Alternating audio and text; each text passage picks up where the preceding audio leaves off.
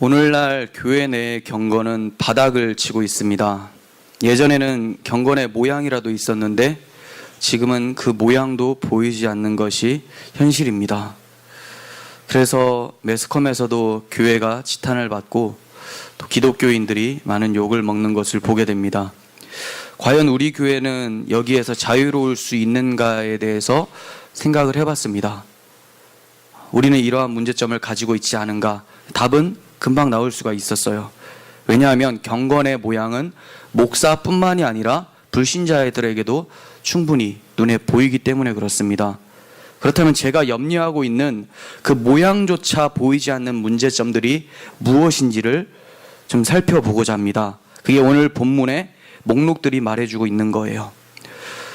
본문은 기독교인들에게 어떠한 모습이 나타나야 하는지를 보여주고 있어요. 본문의 내용들은 기독교인의 열매이고 시금석이라고 할 수가 있습니다. 오늘 말씀을 통해서 바울이 권면하고 있는 목록들이 과연 우리에게 얼마나 많이 나타나고 있는지를 확인했으면 좋겠고, 또 그러한 열매들이, 그러한 목록들이 우리 가운데 풍성하게 열매 맺을 수 있었으면 좋겠습니다. 본문에는 하지 말라라고 하는 소극적 지시가 나오고 행하라라고 하는 적극적인 지시가 나옵니다. 그리고 이 두 가지 지시를 가능케 하는 힘이 어디서부터 오는지를 설명해 주고 있어요. 그러니까 막연히 행하라라고 말씀하시는 것이 아니라 행할 수 있는 힘을 주셨기 때문에 우리는 그 힘의 능력을 믿고 의지하면서 성도의 삶을 살아가야 되는 거예요. 그렇다면 먼저 소극적인 지시인 하지 말라는 내용, 금기사항부터 살펴보도록 하겠습니다. 4장 31절 보시면 너희는 모든 악독과 노함과 분냄과 떠드는 것과 비방하는 것을 모든 악의와 함께 버리고, 이렇게 얘기합니다. 버려라, 하지 말라, 이렇게 말씀합니다. 어떤 것들이 있습니까? 악독이라고 합니다. 악독. 이 단어는 분노, 원망, 난폭함, 남들과 화합치 않고 분노를 잘 일으키는 마음을 얘기를 하는 거예요. 그러니까 그 죄악된 성향을 얘기를 하는 겁니다. 악독. 이 성향들 눈에 보이지 않아요. 그렇기 때문에 우리 가운데 있는지 없는지 잘 모를 수가 있어요. 성경을 통해서 알죠. 우리가 새 사람이 되었지만 옛 습관이 아직까지 있다는 것은 알고 있어요. 그렇지만 이 악독은 튀어나오지는 않은 상태예요. 그러면 또 뭐가 있을까요? 분냄이라고 합니다. 분냄. 우리 개역 개정에서는 노함이 먼저 나오지만 원어에서는 분냄이 먼저 나와요. 분냄은 오르게라는 단어인데 마음 깊이 자리 잡고 있는 적대감을 얘기를 하는 거예요. 마음이 불편한 상태. 저 사람하고 함께 하기 싫다라고 하는 그런 마음가짐의 상태를 얘기를 하고 있는 거죠. 이거 대부분 알고 있어요. 이거는 주변 사람들은 모르지만 본인들은 느낄 수 있는 거죠. 그리고 또 나옵니다. 노함이라고 해요. 노함. 분냄과 노함이 비슷한 것 같지만 노함은 분냄의 결과로서 나타나는 거예요. 이 노함은 디모스라는 단어인데 분노함이 감정적으로 표출되는 상태. 혀로도 말을 하고 악한 말을 하고 화를 내고 소리치는 그런 상태를 얘기를 하는 거죠. 튀어나오는 상태예요. 그리고 다음에는 떠드는 것이 나옵니다. 이 떠드는 것도 앞에 원인의 결과인 거죠. 크라우게라는 단어인데 노함과 분냄이 쟁론 상태에 들어간 것을 말을 하는 거예요. 처음에는 노하고 분이 났었는데 이제 그것을 가지고 서로 시기 질투하면서 싸우는 모습. 요즘에 교회들 싸우는 모습 보게 되잖아요. 다른 교회와 다른 교회가 싸우는 게 아니라 교회 안에서 치고받고 싸우고 이 목사 내려와라, 우리가 기득권을 쥐겠다, 이런 얘기들 많이 하고 그런 모습들 나타나죠. 이게 바로 떠드는 거예요. 하나도 도움이 안 됩니다. 복음에 진전이 안 되고 오히려 하나님의 영광을 가리게 되죠. 서로 소리치면서 싸우는 것이 바로 크라우게, 떠드는 것입니다. 그리고 비방하는 것이 있습니다. 블라스페미아라는 단어인데 위에 떠든 것의 결과로서 뒤에서 욕을 하거나 비방하거나 중상모략하는 것, 쉽게 말해서 뒷담화예요. 이게 나타나는 거죠. 위의 모든 죄악들은 서로 인과관계를 통해서 점층적으로 확대되어서 나타나고 있어요. 악독에서 분냄이 나오죠. 분냄에서 노함이 나와요. 노함에서 떠들게 돼요. 떠드는 것에서 비방하는 것까지 갑니다. 이 비방하는 데까지 가면 이제 걷잡을 수가 없어요. 이건 뭐 돌이키기가 너무 힘들어요. 처음에 악독, 누구나 다 가지고 있는 그러한 성향들, 여기서 우리가 우리의 몸을 제어하는 것은 쉽습니다. 근데 조금씩 더 점층적으로 확대되어서 나타나게 되면 일이 너무 커져버리기 때문에 붙잡을 수가 없습니다. 지금 우리 교회의 상태는 어느 정도인지 봤으면 좋겠어요. 겉으로 뭐 드러나는 거 크게 없죠. 아직까지 회개하고 바꿔낼 수 있는 기회가 있는 거예요. 우리 모습 속에서 내 마음이 지금 어디까지 와 있는지를 한번 살펴봤으면 좋겠습니다. 우리들의 감정과 목소리는 하나님을 찬양하기 위해서 주어진 거예요. 그런데 이를 사탄의 무기로, 사탄의 도구로 사용해서는 절대로 안 되는 거죠.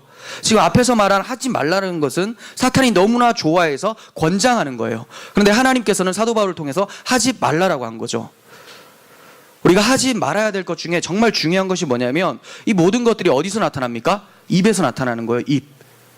마음에서 나오는 것이 입으로 나오게 되죠. 혀를 조심해야 돼요. 만일 말의 실수가 없는 자라면 온몸도 제어할 수 있는 온전한 사람이다라고 야고보는 얘기를 했습니다. 말의 실수가 없으면 온몸도 제어할 수 있다. 즉 말은 내 모든 것을 반영을 하는 거예요. 근데 말을 우리가 조심할 수 있고 제어를 할 수 있다면 내가 무슨 행동을 하든지 어디로 가든지 나를 제어할 수 있는 온전한 사람이다, 이렇게 야고보가 소개를 하고 있는 거예요. 다윗은 자신의 혀가 범죄하지 않기 위해서 간절히 기도하는 마음으로 생활을 했던 사람이에요. 시편 39편 1절부터 좀 보겠습니다. 한번 찾아보시길 바랍니다. 자, 1절 제가 읽겠습니다. 내가 말하기를 나의 행위를 조심하여 내 혀로 범죄하지 아니하리니 악인이 내 앞에 있을 때에 내가 내 입을 재갈을 먹이리라 하였도다. 다윗이 자기 혀로 범죄하지 않기를 말하면서 특별히 언제 더 조심해야 된다고 얘기를 하죠? 악인이 앞에 있을 때. 우리가 생각할 때는 착한 사람한테는 욕하면 안 되지만 악인한테는 해야 되는 게 당연한 거 아닌가라고 하는데, 다윗은 악인 앞에서 자기가 혀로 범죄할까봐 입에 재갈을 물리겠다, 이렇게 얘기를 합니다. 악인의 악은 우리가 갚는 것이 아니라 하나님이 갚아주시는 거죠. 괜히 우리가 그 악인에게 악으로 갚았다가 우리 또한 하나님 앞에서 죄를 짓게 되는 거예요. 3절 보시면 내 마음이 내 속에서 뜨거워서 작은 소리로 읊조릴 때 불이 붙으니 나의 혀로 말하기를, 정말 마음이 불붙는데 무엇을 말하는가? 여호와여, 나의 종말과 연한이 언제까지인지 알게 하사 내가 나의 연약함을 알게 하소서. 자기의 연약함을 알게 해달래요. 자기가 뭘 호통치고 큰 소리 칠 수 있는 그런 자격이 있는 존재가 아니라 나의 생명은 너무나 짧은 것을, 내 연약함을 내 스스로 알게 해달라고 얘기를 하고 있죠. 주께서 나의 날을 한 뼘 길이만큼 되게 하심에 나의 일생이 주 앞에는 없는 것 같사오니 사람은 그가 든든히 서 있을 때에도 진실로 모두가 허사뿐입니다.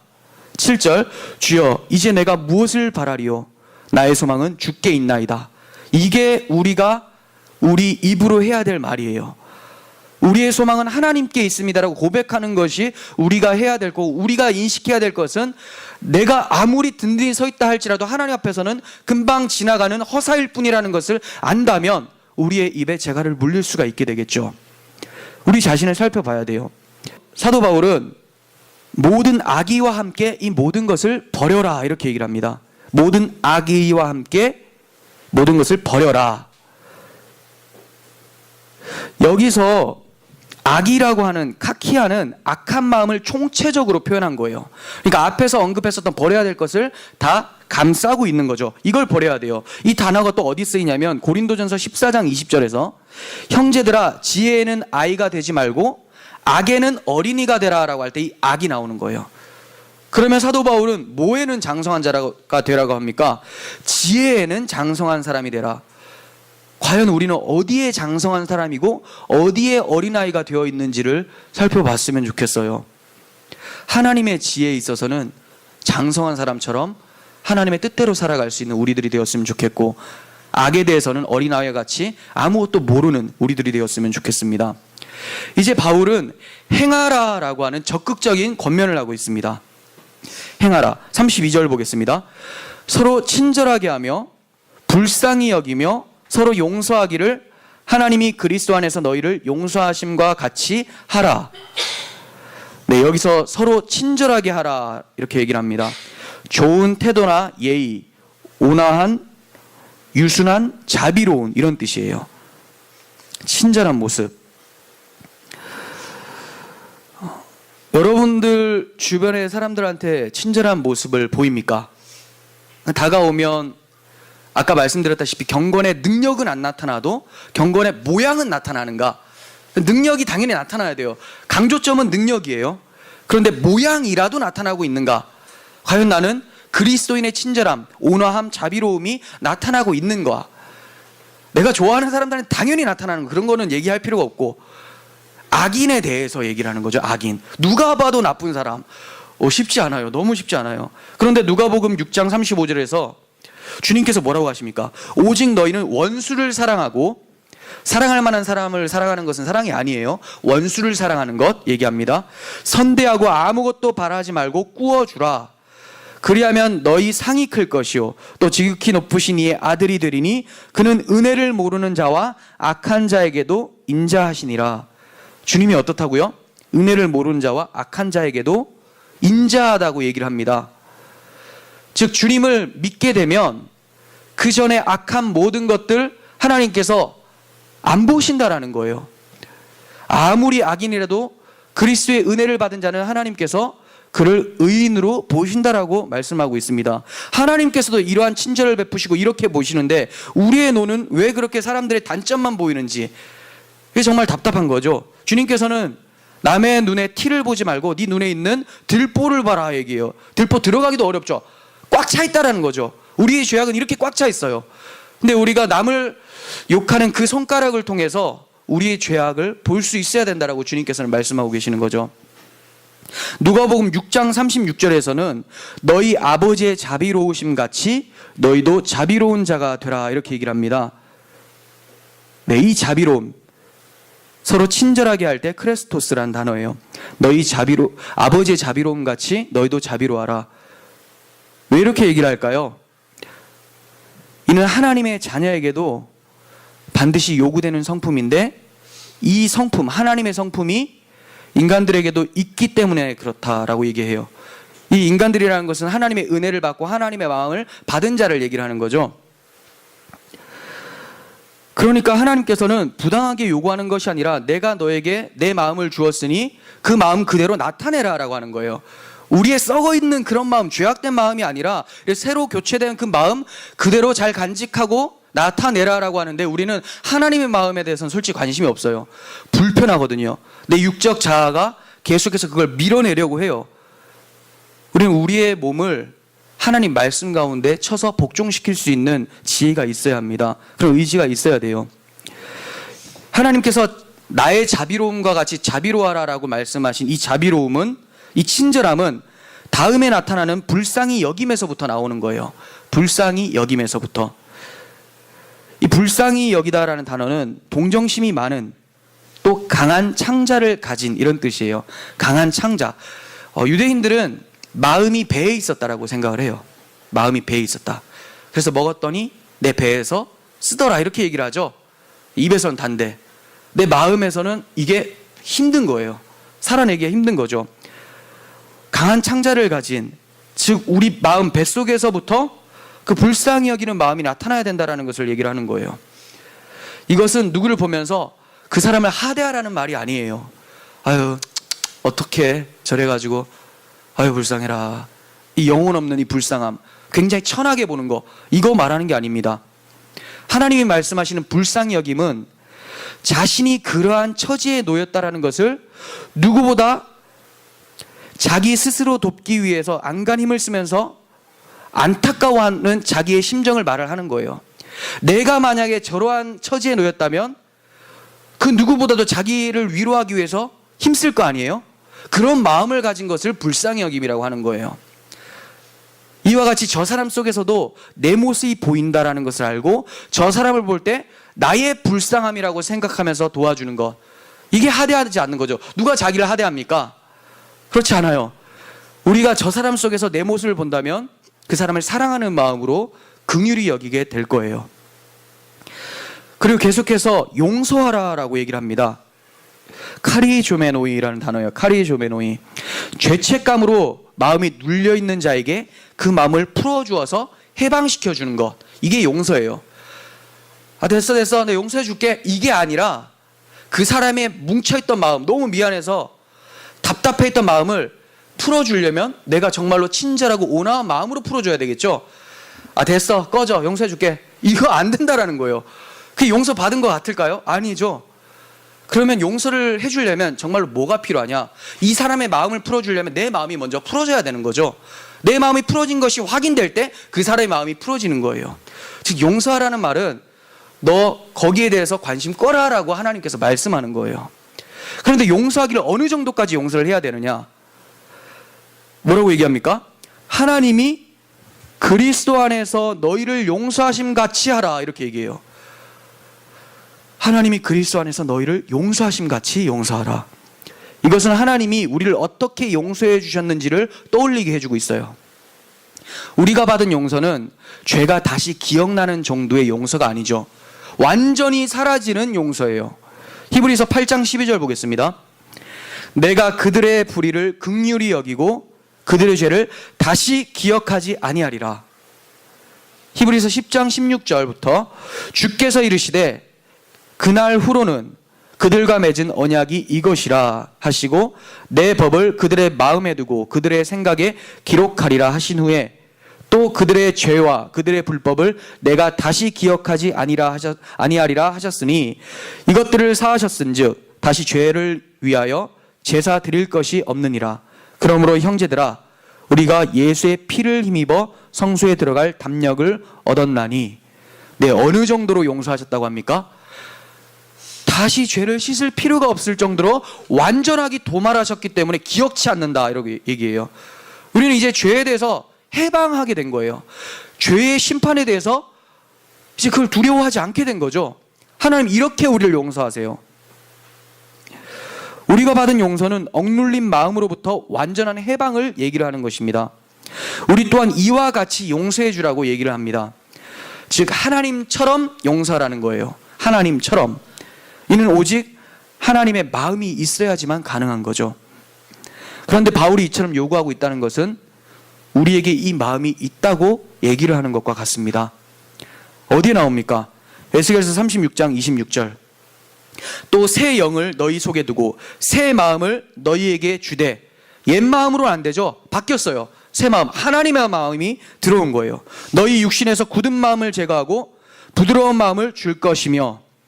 이러한 새 마음이 있기에 예수님께서도 베드로가 예수님 형제가 저한테 죄를 지으면 몇 번이나 용서해 주면 됩니까?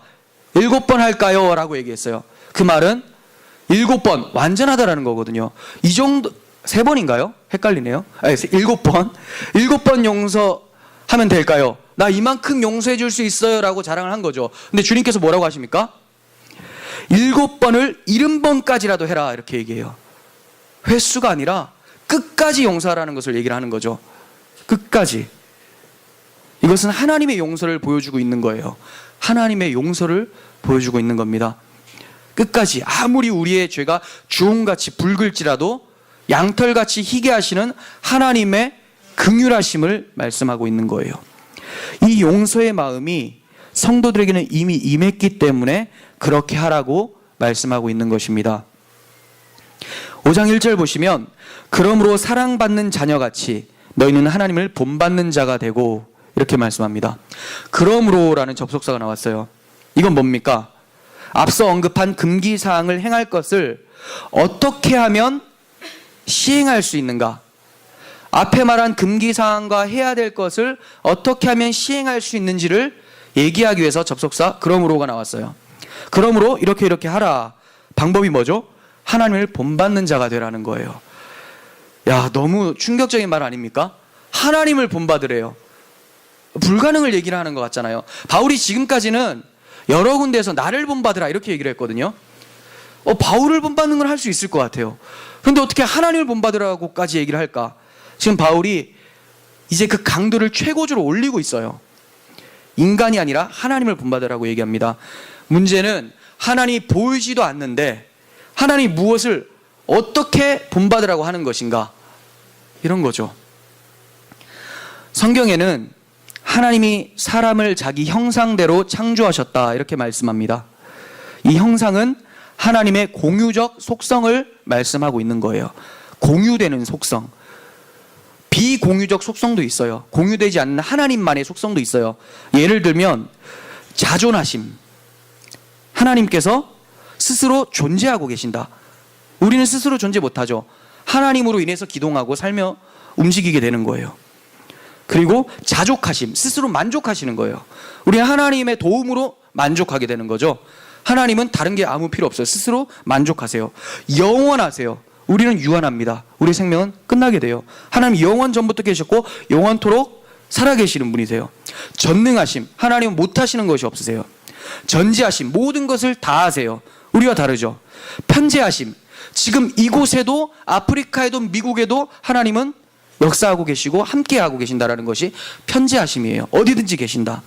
이러한 속성은 창조주 하나님께만 해당이 되는 거예요. 그런데 공유적 속성은 뭐가 있습니까? 잘못된 것을 보면서 의분이 일어나는 것, 분이 일어나는 것, 지혜로운 것, 미적인 감각들, 사랑함, 긍휼, 연민, 친절, 용서하는 마음, 이런 것들은 사람들에게 하나님께서 그 형상을 아직 내버려 두셨어요. 점점 그게 말세로 갈수록 사라지게 마련이지만 우리들에게 존재하고 있는 것이 바로 이러한 공유적 속성이라는 거예요. 물론 이러한 속성들도 하나님을 떠나 있는 불신자들에게는 껍데기만 보여질 뿐이에요. 하지만 바울은 지금 불신자들에게 얘기하는 것이 아니라 성도들에게 얘기하고 있는 거죠. 그러니까 껍데기뿐만이 아니라 하나님의 마음으로 친절을 베풀고 용서를 하고 의분이 일어나고 지혜를 발휘하고 미적인 감각으로 아름다움을 얘기를 할 수 있게 된다라고 얘기하는 거죠. 레위기 11장 45절에서 나는 너희 하나님이 되려고 너희를 애굽 땅에서 인도하여 낸 너희 하나님 여호와라. 내가 거룩하니 너희도 거룩할지어다. 이렇게 말씀합니다. 하나님이 애굽 땅에서 이스라엘 백성을 왜 인도하여 내셨다고 말씀합니까? 너의 하나님이 되려고. 그러면 너의 하나님, 나의 하나님이 된 자들은 어떻게 하게 돼요? 하나님이 거룩한 것처럼 자신도 거룩해야 된다라고 얘기를 해요. 이거는 어떻게 행동을 해서 거룩해지는 것이 아니라 그 하나님이 나에게 오셨기 때문에 내가 이제 거룩의 상태가 된 거죠. 그 거룩의 상태를 잘 지키면서 그 삶에서 열매를 맺어가라 라고 얘기를 하는 거예요. 거룩하지 않은데 어떤 행동을 했더니 거룩해지는 게 아니죠. 하나님이 내게 오셨기 때문에 너는 거룩한 자가 되었으니 거룩하게 살아라. 당연한 거 아닙니까? 너무나 훌륭한 부모님 밑에서 사랑받는 자녀는 자신을 사랑해주는 부모님의 모습을 닮아가고자 애쓰게 돼요. 비록 완전하지 못할지라도 아버지와 어머니 같을지 못할지라도 내가 어떻게 하면 아버지처럼 어머니처럼 훌륭한 삶을 살아갈 수 있을까? 내가 받은 이 사랑이 너무나 감격스러워서 그걸 행하고자 하는 것이 아이의 모습이라는 거죠. 그래서 사랑받는 자녀같이 하나님을 본받으라 이렇게 말씀하고 있는 거예요. 그냥 무턱대고 본받으라고 하는 것이 아니라 네가 그렇게 할 수 있는 것은 하나님 사랑을 받았잖아. 그러니까 하나님을 본받는 것은 짐이 아니야. 사랑이 너를 그리로 끌고 가는 거야. 이렇게 말씀하고 있는 거예요. 로마서 14장 7절과 8절 보겠습니다. 우리 중에 누구든지 자기를 위하여 사는 자가 없고 자기를 위하여 죽는 자가 없다. 성도는 자기를 위해서 살고 죽는 것이 아니라 오직 하나님의 영광을 위해서 산다라고 얘기를 해요. 우리가 살아도 주를 위하여 살고 죽어도 주를 위하여 죽나니 그러므로 사나 죽으나 우리가 주의 것이로다. 하나님의 사랑을 받은 자녀이기 때문에 그렇습니다. 이게 성도의 고백이에요. 나의 행동으로 인해서 사랑하는 나의 아버지의 얼굴에 먹칠을 할 수 있다는 생각 때문에 자신의 행동을 살펴보고 자기의 마음이 어떠한지를 늘 살펴보면서 주의를 기울이는 것, 이것이 바로 자녀된 자의 도리라는 거예요. 공유적 속성을 발휘하려면, 하나님을 본받아가며 살려면 그 원동력이신 하나님의 사랑이 필요한 거예요. 친절, 불쌍히 여김, 용서는 자신이 하나님께 사랑받은 자임을 느낄 때 할 수 있는 거예요. 교회의 경건성이 떨어지는 이유는 자신들이 하나님께 받은 사랑이 무엇인지를 다 망각하고 있기 때문에 경건성이 떨어지는 것입니다. 하나님의 사랑, 복음이 회복되어야지만 교회의 경건은 회복되어지는 거예요. 하나님의 공유적 속성은 그렇게 복음을 통해서 교회 가운데 나타나는 것입니다. 이를 다음 절에서도 설명을 하고 있어요. 2절 보시면 그리스도께서 너희를 사랑하신 것 같이 너희도 사랑 가운데서 행하라. 그는 우리를 위하여 자신을 버리사 향기로운 제물과 희생 제물로 하나님께 드리셨느니라. 용서도 하나님의 용서하심과 같이 하라고 하고 사랑도 그리스도의 사랑같이 하라고 말씀하고 있어요. 단순히 이 말씀을 읽으면 기준을 굉장히 높이는 것처럼만 보여져요. 하나님처럼 용서하고 하나님처럼 사랑하세요. 얼마나 답답합니까? 막 콱 막히지 않습니까? 그게 단순히 읽으면 그렇게 돼요. 근데 사도 바울의 특징이 뭐냐? 특기가 있어요. 기준을 완전히 높이는 대신에 반면에 그것을 행할 수 있는 능력도 그 문장 안에 넣어버려요. 이해가 가십니까? 하나님이 그리스도를 통해서 우리를 용서하신 것을 떠올리게 하고 하나님이 그리스도를 통해서 우리를 사랑하신 것을 떠올리게 하심으로써 그리스도처럼 사랑하고 그리스도처럼 용서할 수 있도록 만들어내신다는 거예요. 그럼 대단하지 않아요? 이 한 문장으로 인해서 두 가지 효과를 나타내는 거죠. 기준을 확 높이면서 근데 이거 어떻게 할 수 있느냐? 그리스도께서 너희를 용서하셨기 때문에 용서할 수 있는 거야. 하나님 너희를 그리스도를 통해서 사랑하였기 때문에 너희가 사람을 사랑할 수 있는 거야. 이렇게 얘기를 하고 있는 거예요. 교회를 회복하기 위해서는 복음뿐이에요. 그 복음을 회복하시고 주님의 사랑 안에서 서로 사랑하면서 사시길 바랍니다. 서로 사랑하기를 자기를 버리는 사랑으로 할 수 있어야 돼요. 자기를 버리는 사랑. 나한테 피해가 가지 않고 희생이 없는 사랑은 사랑이 아닙니다. 누구나 할 수 있는 거예요. 내가 배부르면 남들한테 음식 줄 수 있습니다. 누구도 그렇게 할 수 있어요? 똥개도 그렇게 해요. 자기가 배부르면 자기 밥 이제 안 먹어요. 다른 개 줘요. 근데 자기가 너무 배고프면 다 먹어 치우죠. 우리가 말하는 사랑은 내가 너무 배고파도 내 것을 줄 수 있는 그런 희생을 얘기를 하는 거예요. 이걸 왜 사도 바울이 얘기를 합니까? 예수께서 그러한 희생을 베푸셨다. 그러니까 너희에게도 그 마음이 있다면 그 희생이 나와야 되는 것은 당연한 거다. 당연한 거다. 이렇게 얘기를 해요. 하나님이 우리를 용서하실 때는 단순히 죄를 묵과하신 게 아니에요. 하나님께서는 죄를 십자가에서 완전히 처리해야 할 만큼 심각한 것으로 보고 계세요. 즉 예수님의 죽음, 자기를 버리심으로 우리가 용서를 받은 거예요. 자신이 진정으로 용서받아야 할 필요를 느끼지 못하는 것은 다른 사람을 절대로 사랑할 수 없습니다. 자기가 정말 용서받아야 될 필요를 못 느끼는데 어떻게 다른 사람을 사랑하고 용서할 수 있겠습니까? 혹 불신자들이 하는 용서가 하나님께서도 기뻐하시는 용서가 된다고 생각한다면 오산이에요. 그들은 용서를 할 때 생각하기를 자신의 넓은 마음으로 용서하기 때문에 그래 이 정도면 난 괜찮은 사람이야 라고 하면서 스스로에게 만족감을 누리면서 용서를 하게 돼요. 그럼 용서하고 나서 자기만 높아지겠죠? 난 괜찮은 사람이야. 아니에요. 하나님께서 기뻐하시는 용서란 자신이 용서할 수 있는 자격조차 없는 자라는 철저한 겸손에서부터 나오는 거예요. 그래서 자신이 용서를 하더라도 스스로를 높이는 것이 아니라 하나님의 용서가 내게 저 사람을 용서할 마음을 가져다 주셨습니다 라고 고백하면서 자기를 용서하신 하나님께 찬양하게 되는 거죠. 그 용서를 하면 할 만큼 받은 은혜가 점점 더 크게 느껴지는 거예요. 나한테 어떻게 이런 게 나올까? 사도 바울이 얘기한 것처럼 봉사를 하면 할수록 내게 받은 은혜가 너무나 커서 이러한 봉사를 하게 됐구나 하면서 나를 구원하신 하나님을 찬양하게 되는 거죠. 그러니까 우리는 어떤 사도 바울이 얘기한 어떤 것을 행하라고 할 때 행하면서 너무 힘들다 이게 아니라 행하면 행할수록 자기가 받은 은혜가 너무 생각나서 더 크게 행할 수 있는 능력이 나타나는 거죠. 이게 복음의 능력이고 복음의 비밀이죠. 용서란 하나님이 자신이 하나님께로부터 받은 용서를 아는 것에서부터 출발하게 됩니다. 이러한 사람은 용서를 구하는 사람 앞에서 개인의 권리를 행사하지 않아요. 자신의 권리를 내려놓음으로써 자기를 버리신 그리스도 안에서 진정으로 그리스도와 함께 자기를 버릴 수 있는 자라는 거예요. 그게 바로 자기 부인이죠.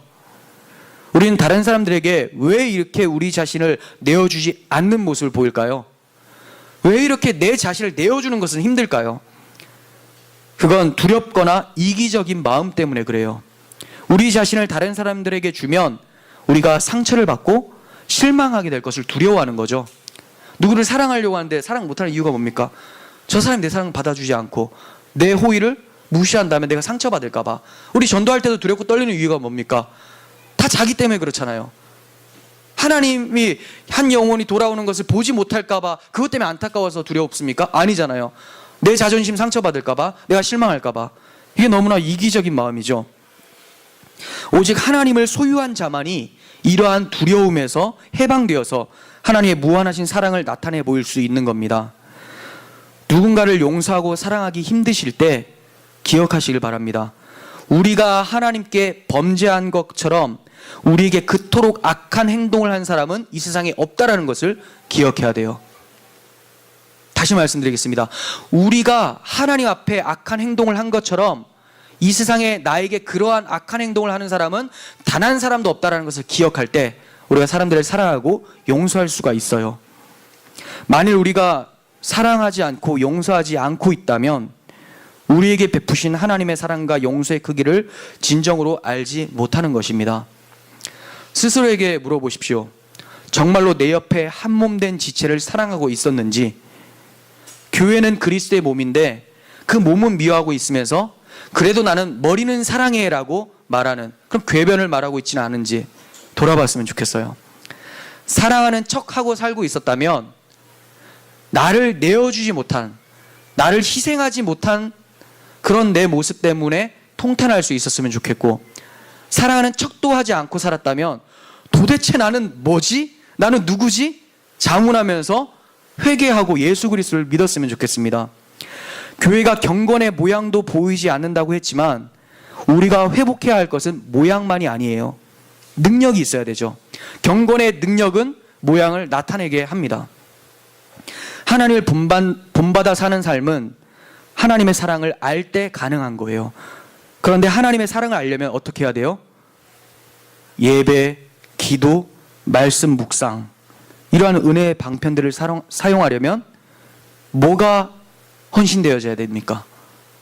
뭐가 희생되어져야 되죠? 시간이라는 거예요. 이 세상의 현대인들이 너무나 소중히 여기는 이 시간, 이 시간이 어디에 활용되어져야 됩니까? 예배, 기도, 말씀 묵상이라는 거예요.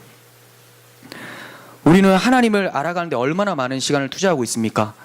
누군가를 알아가고 본받으려면 그 사람을 잘 알아야 되는 거예요. 그 사람과 친해야 돼요. 그 사람과 친하려면 시간을 많이 가져야 되죠. 하나님과도 마찬가지입니다. 하나님을 본받고 하나님을 알아가려면 하나님께 시간을 많이 드려야 되는 거예요. 여러분들 기도하는 시간을 다른 어떤 시간보다 많이 사용하시고 말씀 묵상을 통해서 하나님을 아는 시간을 더욱더 투자하시길 바랍니다. 그리고 찬양하는 시간, 세상을 찬양하는 시간이 아니라 하나님을 찬양하며 예배하는 시간에 여러분들의 시간을 투자하시길 바랍니다. 그게 여러분들의 마음에서부터 출발되어지는 거예요. 이게 바로 사도 바울이 말한 세월을 아끼는 것, 시간을 아끼는 거예요. 이 시간을 많이 하나님께 드린다고 해서 시간이 허비된다고 생각하지 마세요. 하나님이 보시는 시간을 아끼는 것, 하나님이 보시는 시간이 저축되었다라고 하는 것은 하나님께 온 시간만 생각하는 거예요. 그렇다고 해서 맨날 예배당에 있으라는 말씀이 아니죠. 우리의 모든 생각들이 걸어갈 때에도 하나님을 생각하면서 하나님을 노래하고 찬양하고 기도하는 마음으로 살아가는 것, 세속의 물결에 쓸려가지 않고 하나님께 마음을 두는 그 시간만 하나님이 받아가세요. 그렇다면 우리는 지금까지 살아가면서 얼마나 많은 시간을 허비한 것입니까? 얼마나 하나님을 많이 생각하지 않았음에도 불구하고 나는 하나님을 위해서 산다고 생각을 하면서 살았습니까? 성도의 삶은 하나님께 귀결되는 시간인 거예요. 복음이 사라지고 경건이 무너져가는 이 시대는 하나님을 본받는 자들이 더욱 절실히 필요한 때입니다. 우리 모두가 하나님을 본받아가면서 하나님의 영광을 드러내는 자리에 설 수 있었으면 좋겠습니다. 기도하겠습니다. 하나님 아버지께서 우리를 용서하심과 같이, 우리를 사랑하심과 같이 그 사랑받고 그 용서를 받은 자답게 우리 삶 속에서 용서와 사랑의 열매가 나타나게 하여 주시옵소서. 그래서 하나님만 높여지고 우리의 모든 시간이 하나님께 귀결되어서 아버지께서 인정하는 그런 시간 되게 하시고 우리의 인생이 허비하는 것이 아니라 하나님 앞에서 저축되어지고 하나님의 부름의 상을 받는 그런 귀한 인생들이 될 수 있도록 주여 도와주시옵소서. 예수님의 이름으로 기도합니다. 아멘.